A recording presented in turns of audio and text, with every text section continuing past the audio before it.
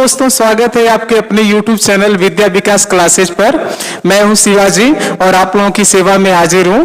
आज इस वीडियो में हम लोग जो है NCERT क्लास 10th के साइंस के फिजिक्स वाले पार्ट के बारे में स्टडी करेंगे। और आपको जैसे कि पता है कि क्लास 10th जो फिजिक्स का सिलेबस है उसमें सर्वप्रथम सबसे पहला जो चैप्टर है उस चैप्टर का नाम क्या है? उस चैप्टर का नाम है लाइट यानी प्रकाश। ठीक है, तो हम लोग इस वीडियो में जो है केवल प्रकाश से संबंधित बेसिक बातों के बारे में स्टडी करेंगे, जिसके बारे में हमें प्रकाश चैप्टर पढ़ने से पहले अनिवार्य होता है उस सब बारे में जानना। ठीक है ना।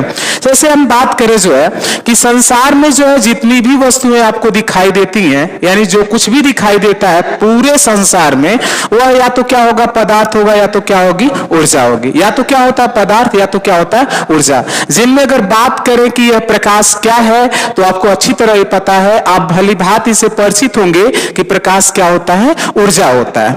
और प्रकाश से और क्या होता है? प्रकाश से आपको पता है कि संसार में जितनी भी वस्तुएं होती हैं वह किसकी वजह से दिखाई देती हैं? तो प्रकाश के कारण, प्रकाश की वजह से ही दिखाई देती हैं। यानी जिस भी वस्तु को हमें देखना रहता है तो पहले प्रकाश क्या होता है? उस वस्तु पर आपतित होता है, यानी प्रकाश आकर उस पर क्या होता है? गिरता है। जब प्रकाश उस पर गिरता है तो उस वस्तु के यहां से प्रकाश का परावर्तन होता है, अर्थात पहले प्रकाश आकर उस वस्तु पे गिरता है, गिरने के बाद फिर वहां से प्रकाश उस वस्तु से लौटता है और वह लौटता हुआ प्रकाश हमारी आंख पर आके आपतित होता है, जिसके बाद वह वस्तु हमें क्या होती है? दिखाई देने लगती है। ठीक है ना।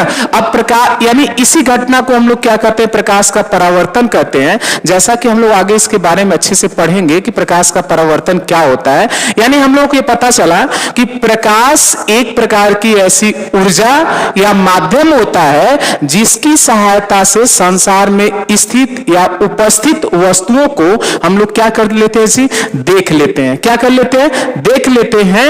और अगर यहां पे वही बात हमने बताया ना, अगर आपसे कोई पूछे कि आप बताइए कोई वस्तु कैसे दिखाई देती है प्रकाश की वजह से, तो आप बताएंगे कि वहां पे क्या होता है? प्रकाश के परावर्तन की घटना के कारण वह वस्तु हमें क्या होती है? दिखाई देने लगती है। जैसे समझिए कि यहां पे क्या है, मान लीजिए एक सबसे पहले समझिए प्रकाश स्रोत क्या होता है। अगर प्रकाश स्रोत का मतलब होता है कि प्रकाश जिससे मिलता है, जिससे प्रकाश हमें मिलता है उसे हम क्या कहते हैं? प्रकाश स्रोत। जैसे अगर बात करें, आप लोग देखेंगे कि यहां पे क्या होता है, जैसे सूर्य देख लीजिए, सूर्य हो गया ना, इसके बाद तारे हो गए, तारा भी, सूर्य भी एक प्रकार का तारा ही है लेकिन उसका नाम क्या रख दिया गया? सूर्य। तो सूर्य हो गए, तारा हो गया, और आपको पता है कि जलती हुई लालटेन हो गई। हालांकि अब लालटेन का प्रचलन बहुत कम हो चुका है। अब यहाँ पे देखेंगे जलता हुआ बल्ब हो जाएगा, जलती हुई मोमबत्ती हो जाएगी। तो इन सब से क्या मिलता है मुझे? प्रकाश। तो यानी प्रकाश जिससे मिलता है उसे हम क्या कहते हैं? प्रकाश का एक माध्यम, यानी प्रकाश का क्या है?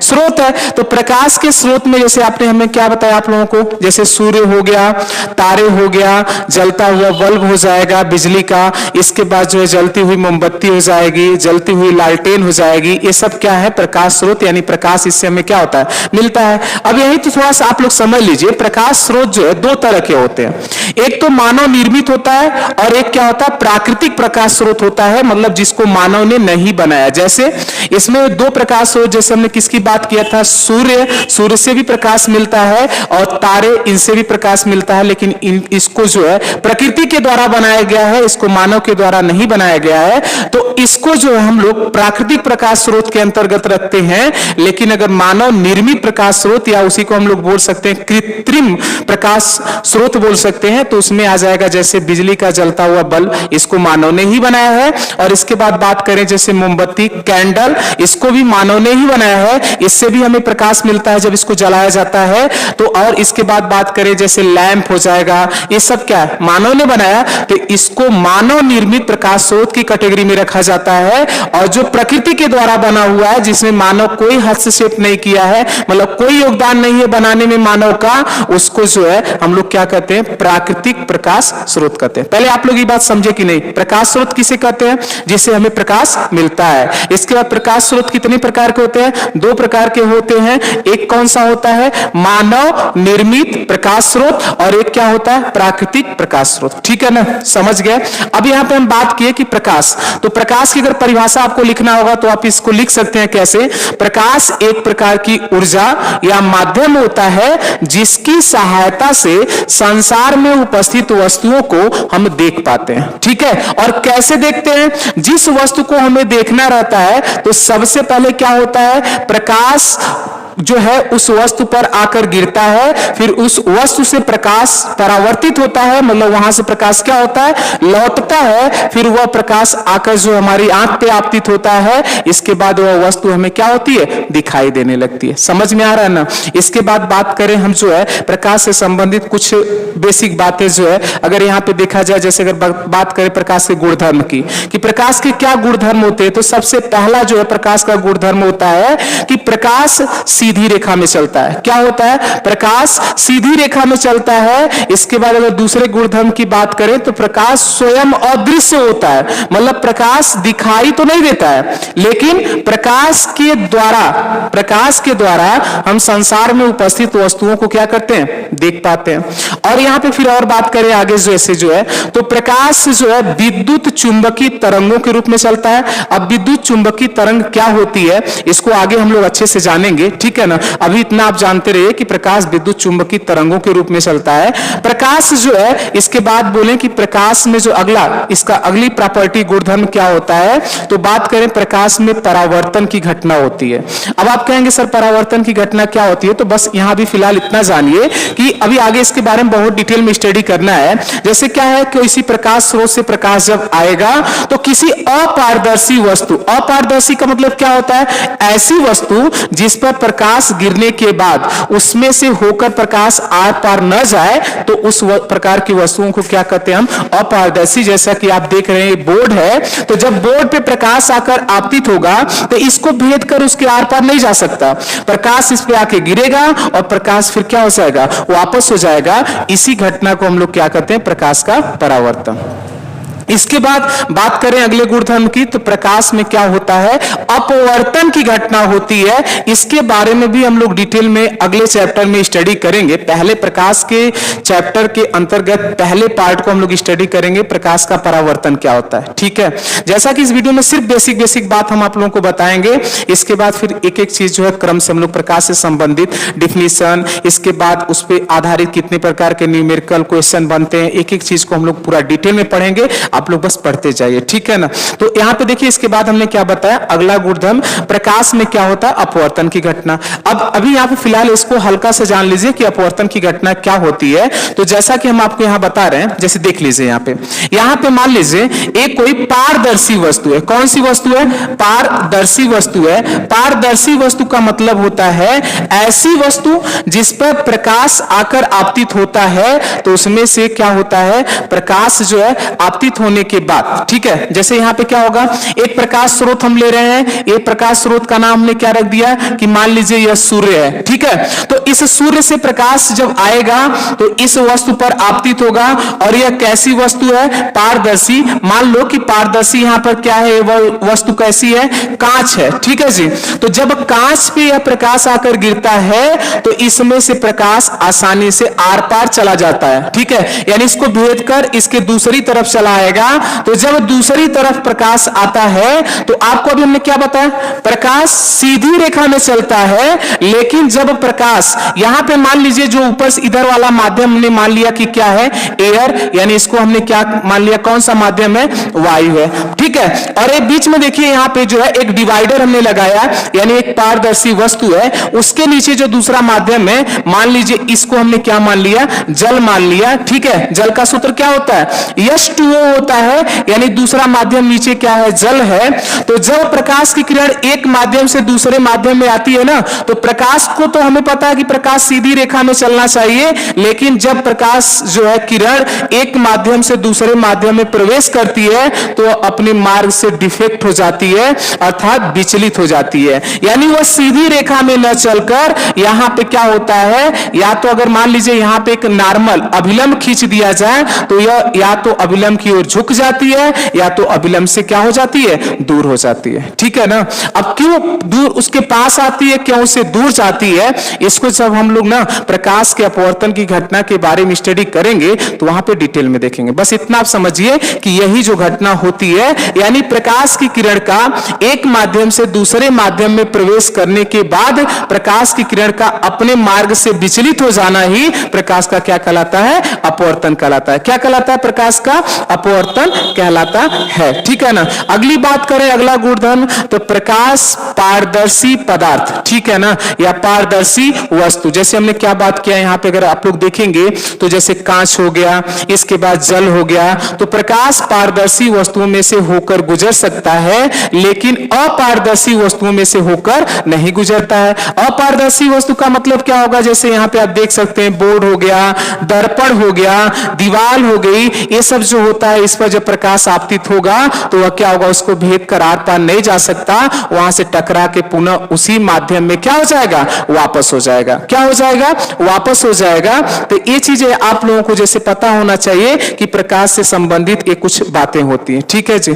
अब इसके बात करें तो प्रकाश जो है यहाँ पे अगर हम लोग देखें जो है तो प्रकाश से संबंधित और कुछ बातें बताएं तो प्रकाश जो है अलग अलग माध्यम में प्रकाश की चाल अलग अलग होती है। प्रकाश जैसे अलग अलग माध्यम का क्या मतलब समझे कि जैसे प्रकाश की जो चाल होगी वायु में कुछ अलग होती है, जल में कुछ अलग होती है, कांच में कुछ अलग होती है। प्रकाश निर्वात में भी संचरण करता है, यानी प्रकाश जो है निर्वात में भी चलता है और निर्वात में प्रकाश की जो चाल होती है आप सबको पता होना चाहिए 3 गुणे 10 की पावर 8 मीटर प्रति सेकेंड होती है। निर्वात में प्रकाश की चाल जो होती है वह 3 गुणे 10 की पावर 8 मीटर प्रति सेकेंड होती है। ठीक है ना। अगर और इसके आगे अगर हम बात करें प्रकाश से संबंधित कुछ और बातें, तो जैसे यहाँ पे बेसिक बात थोड़ा सा और समझिए आप लोग क्या हम समझाना चाह रहे हैं। अगर आपसे कोई पूछ देना कि यह जो प्रकाश की चाल है निर्वात में, इसको किसने मापा था, इसको किसने मापा था, तो आपको ये पता होना चाहिए कि प्रकाश की ये जो चाल है उस साइंटिस्ट का नाम है, उस साइंटिस्ट का नाम है रामर। यानी रामर नामक वैज्ञानिक ने क्या किया था, प्रकाश की चाल को सर्वप्रथम मापा था कि प्रकाश निर्वात में कैसे चलता है। प्रकाश की चाल निर्वात में कितना होती है, 3 गुणे 10 की पावर 8 मीटर प्रति सेकेंड। अगली बात करें, जैसे अगर मान लीजिए एक बेसिक बात और बता दें, जैसे मान लीजिए यह सूर्य है, यह प्रकाश स्रोत है, यानी इससे हमें क्या मिलता है, प्रकाश मिलता है। और यहां पे हम क्या कर रहे हैं, मान लीजिए पृथ्वी की सतह, ठीक है, तो सूर्य से क्या मिलता है, प्रकाश मिलता है। और सूर्य से जो प्रकाश पृथ्वी तक आता है उसको आने में कितना समय लगता है, तो आप सबको पता है 8 मिनट 20 सेकेंड का समय लगता है। ये बात आप लोगों को पता होनी चाहिए। ठीक है ना, पता होनी चाहिए। अब यहाँ पे देखिए दो यहाँ पे और टर्मिनोलॉजी हमें समझना जरूरी है, 2 चीज और क्या, अब उसको बता रहे हैं हम लोग कि 2 चीज और क्या हमें समझना चाहिए। देखिए इस वीडियो में जो है हम सिर्फ बेसिक बात बताएंगे, क्या चीज जरूरी है प्रकाश में, इसको जानना जरूरी है। ठीक है ना। देखो एक बार और बता रहे हैं क्या, जैसे यहाँ पे 2 यहाँ पे बात करें, पहला प्रकाश किरण किसे कहते हैं, ध्यान से देखिएगा, प्रकाश किरण किसे कहते हैं एवं प्रकाश की किरण पुंज किसे कहते हैं। प्रकाश की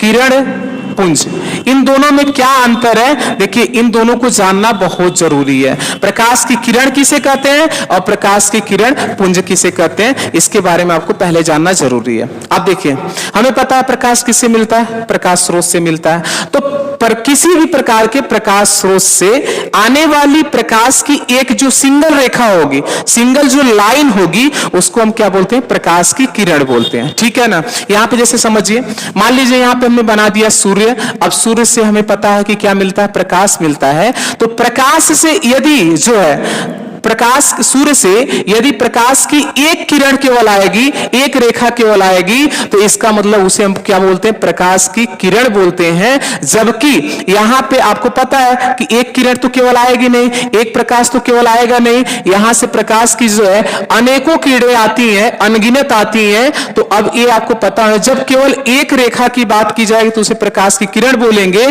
जबकि यहां पे प्रकाश की किरणों का ये जो समूह दिख रहा है, प्रकाश की किरणों किरणों के समूह को क्या कहते हैं? प्रकाश की किरण पुंज कहते हैं। यानी प्रकाश की किरण और प्रकाश की किरण की पुंज में अंतर आप लोगों को समझ में आया? प्रकाश की केवल एक रेखा आएगी तो उसे क्या बोलेंगे? प्रकाश की किरण बोलेंगे। और प्रकाश की किरणों के समूह को क्या हम लोग कहते हैं? प्रकाश की किरण पुंज कहते हैं। ठीक है, इतनी बात आप लोगों को समझ में आई कि नहीं है? तो देखिए अब इसके बाद जो है आगे हम लोगों को जो है अभी प्रकाश के बारे में हम लोग समझे। सबसे पहले इसमें हम लोग क्या समझे थे? प्रकाश क्या होता है। ठीक है, इसके बाद हम लोग यहाँ पे समझे कि जैसे अगर बात करें पारदर्शी, अपारदर्शी और पारभासी। एक और समझ लीजिए, पारभासी किसे कहते हैं? देखिए पारदर्शी का मतलब जिस पर अगर ऐसी वस्तु या पदार्थ जिस पर प्रकाश आकर गिरता है तो वह आसानी से आर पार चला जाता है। ठीक है, जैसे इसमें कौन वस्तु या पदार्थ आ सकता है? जैसे कांच की बात करें और जल की बात करें। ठीक है, अगर अगला बात करें अपारदर्शी, तो अपारदर्शी वे वस्तुएं या पदार्थ होते हैं जिन पर प्रकाश के आपतित होने के बाद पूर्ण रूप से प्रकाश क्या होता है? वापस हो जाता है, मतलब उसको भेद कर आर पार बिल्कुल नहीं जाता है। इस प्रकार की वस्तुओं को हम क्या कहते हैं? अपारदर्शी कहते हैं। जैसे आप देखिए बोर्ड पे अगर प्रकाश आपतित कराइए, इसको भेद कर आर पार प्रकाश नहीं जा सकता, तो यह कैसी वस्तु है? अपारदर्शी। जैसे दर्पण की बात करें, जिसमें आप लोग अपना चेहरा देखते हो, उस दर्पण के एक भाग पर कलई होती है और एक भाग पर नहीं होती, यानी एक सतह चिकना होता है। जब भी उस पर प्रकाश आपतित कराओगे तो वह पूरा का पूरा प्रकाश वापस हो जाएगा, यानी उसको भेद कर उसके आर पार नहीं जा सकता। तो इस प्रकार की वस्तु या पदार्थ को हम क्या कहते हैं? अपारदर्शी। और तीसरी बात करें जैसे पारभासी। पारभासी का मतलब होता है ऐसी वस्तु या पदार्थ जिस पर प्रकाश के आपतित होने पर उसमें से प्रकाश आंशिक रूप से आर पार जाता हो। आंशिक का मतलब पूरा नहीं, थोड़ा सा आर पार जाता हो। इस प्रकार की वस्तुओं को हम क्या कहते हैं? पारभासी कहते हैं। जैसे इसमें क्या आ जाएगा? जैसे जो पेज होता है ना, कागज होता है, अगर कागज पे हम लोग क्या कर दें? आयल लगा दें, ठीक है, तेल लगा दें, तो वह वस्तु कैसी काम करना बिहेव करना शुरू कर देगी? पारभासी की तरह। और जैसे जो जल होता है, जल को अगर थोड़ा सा दूषित कर दिया जाए तो जो दूषित जल होता है उसमें से भी प्रकाश पूर्ण रूप से आर पार नहीं जाता है, आंशिक रूप से जाता है। तो इस प्रकार की वस्तुओं को क्या हम लोग कहते हैं? जो है पारभासी कहते हैं। क्लियर हुआ?